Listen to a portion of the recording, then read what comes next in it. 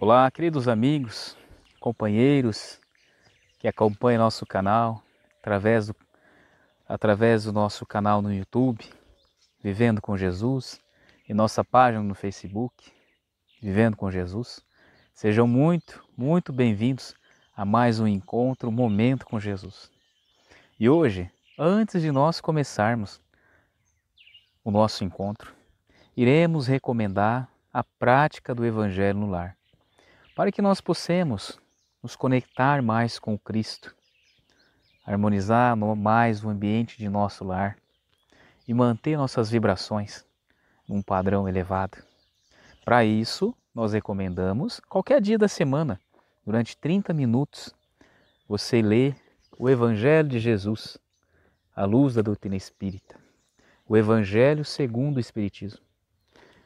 Você pode fazer também uma leitura e uma conversação bem rápida com os seus entes queridos durante o Evangelho, durante 15 minutos, e durante mais 15 minutos, refletir junto com Emmanuel, através do livro Pão Nosso, que Emmanuel nos traz alguns trechos evangélicos e a explicação deles, e debater ali com sua família e seus entes queridos, ok?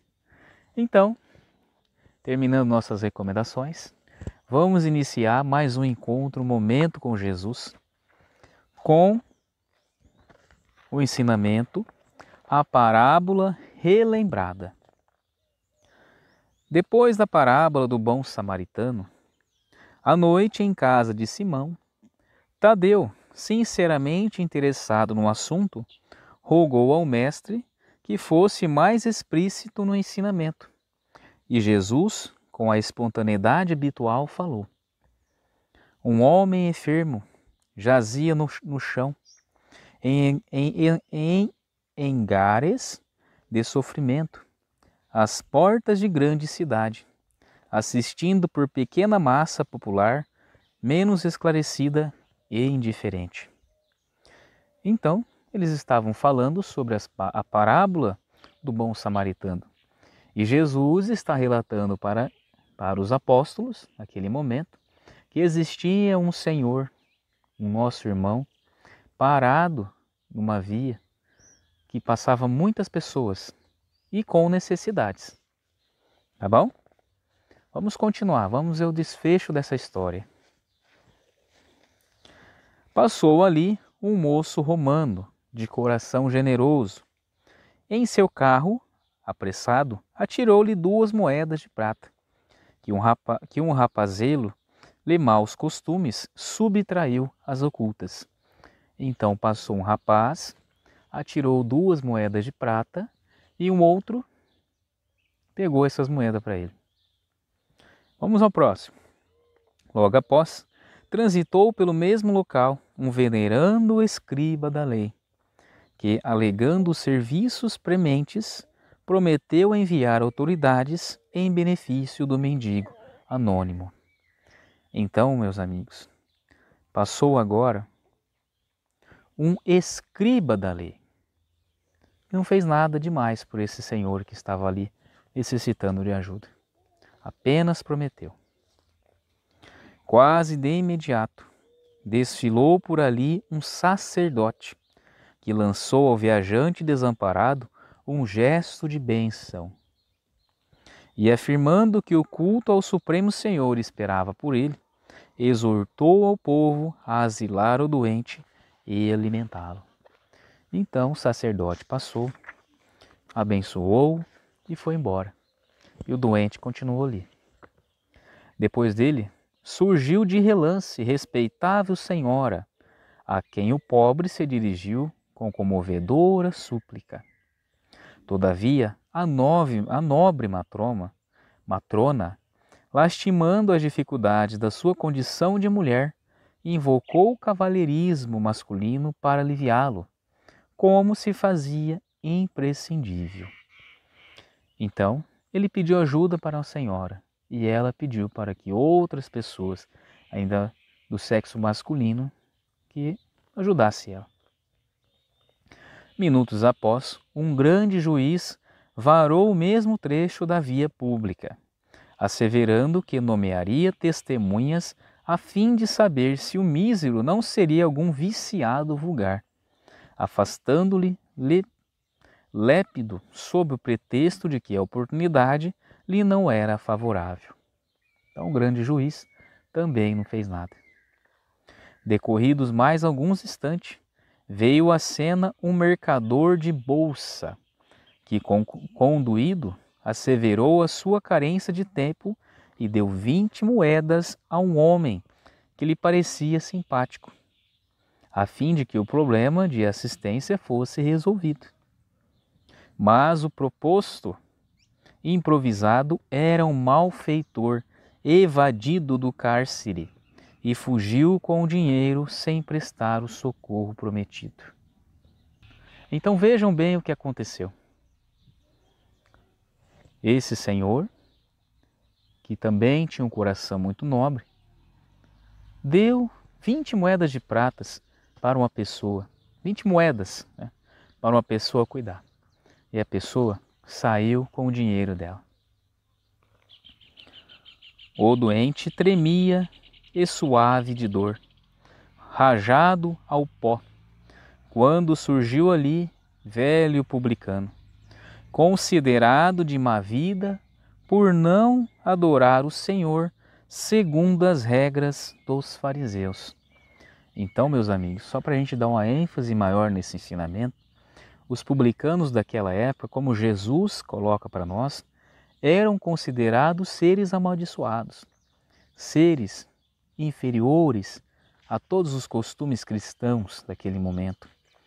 E os fariseus, como nós já sabemos, ele era uma seita religiosa que estudava o Evangelho, estudava as coisas do Senhor e detinham toda a lei naquele momento, pertencente a Deus, digamos assim, entre aspas.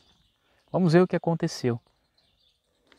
Então, o publicano era considerado alguém maldoso, de má fé, uma pessoa inferior naquela sociedade. E vamos ver o desfecho dessa história.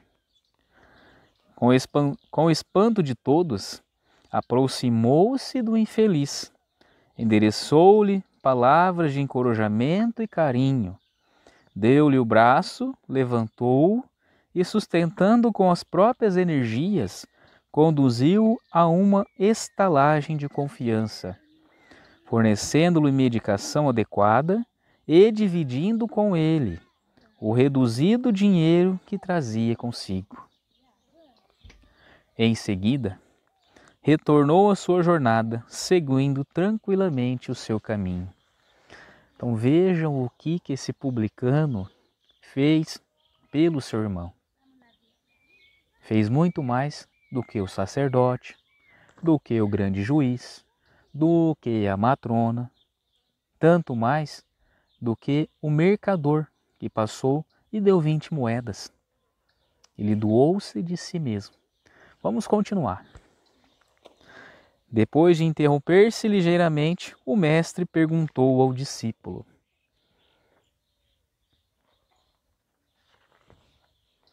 em tua opinião, quem exerceu a caridade legítima? Então o discípulo respondeu: ah, sem dúvida, exclamou Tadeu bem-humorado. Embora aparentemente desprezível, foi o publicano, porquanto, além de dar o dinheiro e a palavra, deu também o sentimento, o tempo, o braço e o estímulo fraterno, utilizando para isso as próprias forças. Jesus, complacente, fitou no aprendiz os olhos penetrantes e rematou: então faz tu mesmo. A caridade por substitutos indiscutivelmente é honrosa e louvável. Mas o bem que praticas em sentido direto, dando de nós mesmos, é sempre o maior e o mais seguro de todos. Queridos amigos, para que nós possamos agora refletir um pouco mais profundamente sobre essa lição, para que a gente possa tirar os ensinamentos dela. O que Jesus quis nos dizer neste momento? Que a caridade, ela é muito importante. todo aquele dinheiro que nós doamos para a caridade, todas aquelas instituições que nós ajudemos com o nosso dinheiro, que também é fruto dos nossos esforços, ele é muito importante. Mas Jesus enfatiza que mais importante do que isso é nós colocarmos a nossa mão a obras, a gente colocar as mãos na massa, nós mesmos, ao invés de terceirizarmos o nosso serviço de caridade. Por que que Jesus disse nesse tom? Vamos aprofundar um pouco mais. Porque a partir do momento que nós entramos em contato com a caridade direta, os nossos sentimentos se modificam numa profundidade tão grande, mas tão grande, que a nossa harmonização interior, ela praticamente dobra de sentido. Então é esse sentimento, é esse amor mais profundo pelo próximo que Jesus quer que nós atingemos nesta vida. E não importa qual é a condição social. Vejamos que Jesus nos deu exemplo de juízes, de sacerdotes, que naquela época eram considerados pessoas de destaque, mas nenhum deles teve uma importância tão profunda quanto o publicano, que era considerado uma pessoa de aspecto inferior, alguém repudiado na sociedade daquela época. E quem realmente praticou a caridade? Justamente o publicano. E assim também acontece entre nós. Às vezes, meus amigos, nós estamos tão orgulhosos de nós mesmos, nos sentindo tão orgulhosos com os títulos que nós temos, seja ele de doutor, de médico, de professor, independente, de grande empresário, grande empreendedor na sociedade, prefeito, governador, presidente, não importa.